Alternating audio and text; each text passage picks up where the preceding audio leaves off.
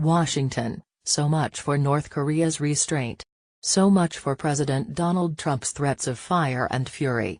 After Pyongyang's highly provocative missile test over close American ally Japan, Trump offered a surprisingly subdued response Tuesday, pulling back from his administration's recent suggestions of a dialogue with the communist country but also avoiding a repeat of his bombastic warnings earlier this month of a potential military confrontation. Instead, Trump's terse, written statement reiterating that all U.S. options are being considered pointed to an administration cautiously searching for an effective policy, even as the North's test risked endangering Japanese civilians.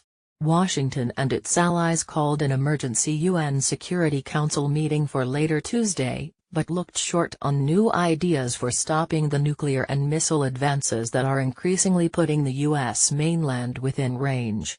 Threatening and destabilizing actions only increase the North Korean regime's isolation in the region and among all nations of the world, Trump said after the North's missiles soared almost 1,700 miles. 2,700 kilometers, into the Pacific Ocean, triggering alert warnings in northern Japan and shudders throughout Northeast Asia. All options are on the table.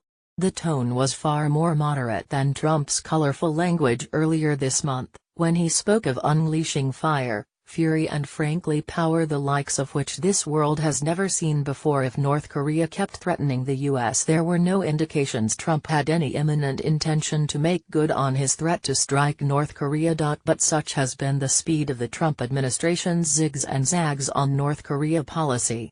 If Tuesday's statement seemed unusually restrained for Trump, it actually marked a toughening of his administration's most recent tone. A senior U.S. official said the restrained nature of the administration's recent responses was intentional, reflecting an effort by new White House Chief of Staff John Kelly to prevent a repeat of the rhetorical escalation that occurred earlier this month. But with Trump's focus diverted to flood-ravaged Texas, it was unclear whether he might ultimately speak or tweet about the launch in greater detail. 3 weeks ago, when North Korea responded to Trump's fire and fury warning by threatening to launch multiple missiles near the U.S. Pacific territory of Guam, Trump tweeted that an American military solution to the standoff was locked and loaded. Experts warned that the rapid-fire escalation had raised the danger of a miscalculation among the nuclear-armed powers. The administration's more cautious approach in recent days reflects an effort to preserve modest signs of progress with North Korea that had led Trump and his top diplomat to hint at the possibility of direct talks, said the official, who wasn't authorized to discuss the deliberations publicly and requested anonymity.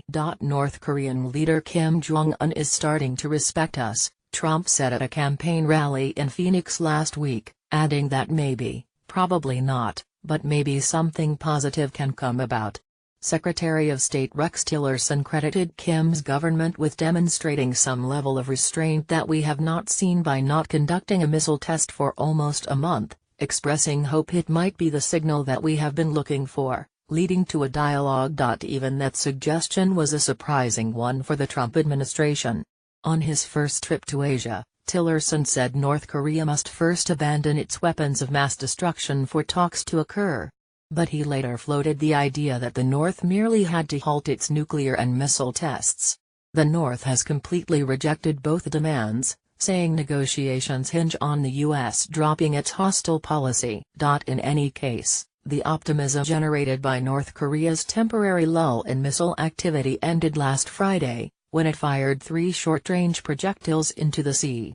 It then raised the ante 3 days later by firing directly over Japan's territory, breaking with its usual practice of launching over open seas where there's no risk that a misfire would land in another country or send debris falling on populated areas. Kim on Tuesday expressed great satisfaction with the launch and called for more ballistic missile launches into the Pacific, the Korean Central News Agency reported. Kim called it a meaningful prelude to containing Guam. The agency said the missile the North fired Tuesday was the Song-12 intermediate-range missile it recently threatened to fire toward Guam. But for Trump's earlier bombast, his Tuesday statement wouldn't have been particularly surprising. Democrat and Republican presidents have routinely offered the all options on the table terminology, even though a preemptive U.S. military strike is highly unlikely. North Korea has the world's largest standing army and a massive conventional weapons arsenal that can easily target th.